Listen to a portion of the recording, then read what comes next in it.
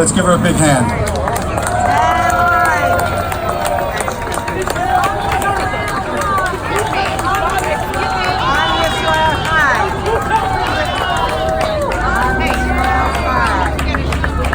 So, all right, well, I'm standing here because she asked me to.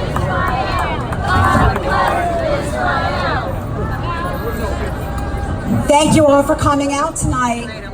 I'm carrying this Welcome Zionist flag that was held by Israelis at the airport as they welcomed Jews who arrived in the early part of the 20th century as they made their way to their ancestral and God-given homeland, well before the Holocaust. Rashida Tlaib would have you believe that there were no Jews in Israel prior to her people letting them in. But I'm pretty confident that there were no Arabs in Israel holding Welcome Zionist flags in that part of the last century. Just as I'm fairly certain that there won't be any in this century. What the hateful, lying Tlaib would like us to do is to rewrite history. But frighteningly, the hateful Omar would like to repeat it.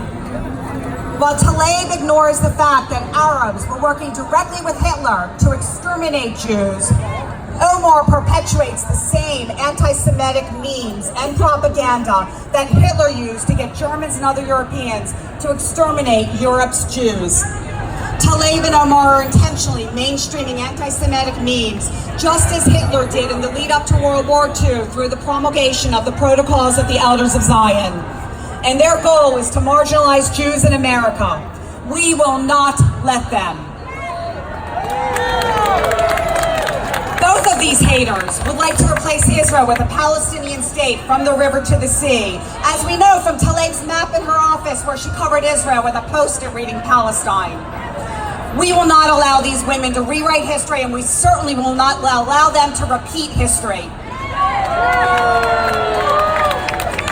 But here's the problem. We all can scream and yell about Omar, Rashida Tlaib, Keith Ellison, Louis Farrakhan, Linda Sarsour, Al Sharpton, and so many other anti-Semites that make up what is quickly becoming the mainstream of the Democrat Party, and certainly the progressive movement. But the real purveyors of the growing anti-Semitism problem that we have in this country are those like Nancy Pelosi, who elevate them to high positions. Boo! Boo! Chuck Schumer, who remains silent in the face of their hate. Boo! Steny Hoyer, who defends their horrific positions and statements. Boo! The mainstream media who promulgate false narratives and fake news that demonizes Israel and the Jewish people. Boo! College administrators and faculty members who not just support the anti-Semitic members of Students for Justice in Palestine and Jewish Voices for Peace, indoctrinate our children, leading to generations growing up to hate Israel and its people, while supporting terrorists and provide safe haven spaces to everyone under the sun except for Jews. Boo! But also every single American citizen, including many of our own Jewish friends and family who vote these haters into office. Boo! So let's be realistic. Omar, Tlaib, Farrakhan, Sarsour, they're all cut from the same anti-Semitic cloth, and they will not wake up one day with an epiphany suddenly coming to their senses. They're also all cut from the same America-hating cloth. As one journalist recognized, Omar is an extraordinarily ungrateful refugee. Her heart is full of hate. And while it is difficult to fathom an elected official taking some of the anti-American positions that Omar has, it is even more difficult to comprehend the Democrat Party and leadership rallying behind her. And while we cannot necessarily stop haters from being elected to Congress, we can certainly work to stop them from being elevated to positions on important committees, receiving classified information that may impact our national security. And believe me, Israel is an integral part of our national security, a strategic asset to our national security, and forever our friend. So let's be realistic about one more thing. The only people who have dual loyalty are Tlaib and Omar, and having them sit in Congress at all, let alone privy to classified information, is a threat to this nation's national security. Omar and Tlaib, traffickers in lies, hate, and conspiracy theories that demonize Jews and Americans, are sadly merely the symptom of a much larger problem. The people we should be focusing our attention on are the people who have elevated these hateful individuals to positions of power and influence. For anyone who still votes for Schumer, Gillibrand, Pelosi, or any other Democrat who has remained silent since these anti-Semites stepped foot in Congress, the People's House, I have to say, shame on you. Shame on you. For anyone who still donates money to Emory University, NYU, Duke, or any other learning institution that allows SJP to terrorize its Jewish students, shame on you. For any other Jew out there who still pays for a New York Times subscription, shame on you. American Jews, beware. Take a look at what's going on in Europe and know that we are just a few years behind. We now have our own Jeremy Corbyn problem, as our Congress has been invaded by the worst form of haters known to mankind. And we know from history, not from the rewritten kind, that what begins with the Jews never ends with the Jews.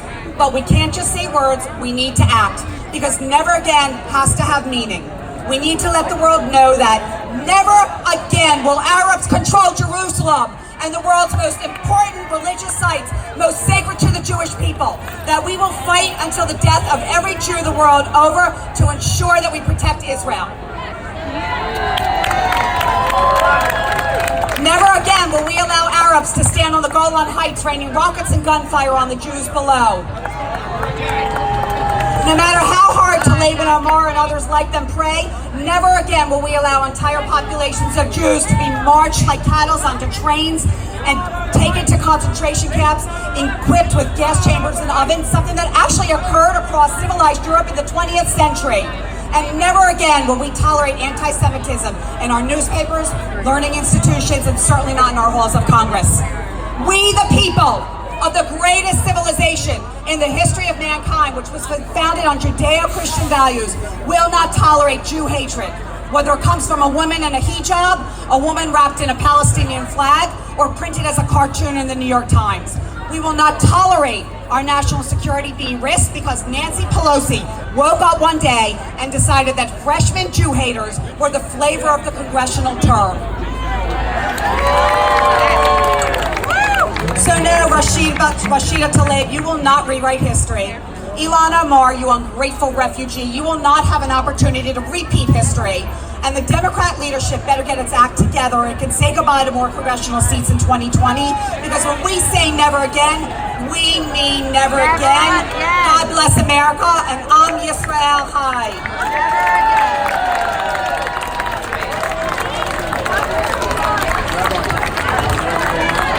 Am Yisrael Chai. Am Yisrael Chai. Am Yisrael Chai. Am Yisrael Chai. Am Yisrael Chai. Am Yisrael Chai. I just want to, we were lucky, we were fortunate enough, we invited Ted Cruz. He had a scheduling conflict because Congress is in session, but he did send us a statement that he asked me to read. From Senator Ted Cruz, one of Israel's and America's best friends. The anti-Semitic left is getting worse. Forms and tactics of anti-Semitism going back centuries are again finding mainstream acceptance, from dual loyalty canards to attacks on the livelihood of Jews, including in the form of boycotts against Jewish businesses. I've long called on responsible Democrats to condemn and respond to the growing tide, but the House hasn't even been able to pass a resolution solely criticizing anti-Semitism as the unique form of prejudice. Senator Kaine and I recently introduced such a resolution in the Senate, and today it has the support of over half the Senate. We must all be unapologetic about condemning anti-Semitism. Enough's enough. Thank you, Senator Cruz.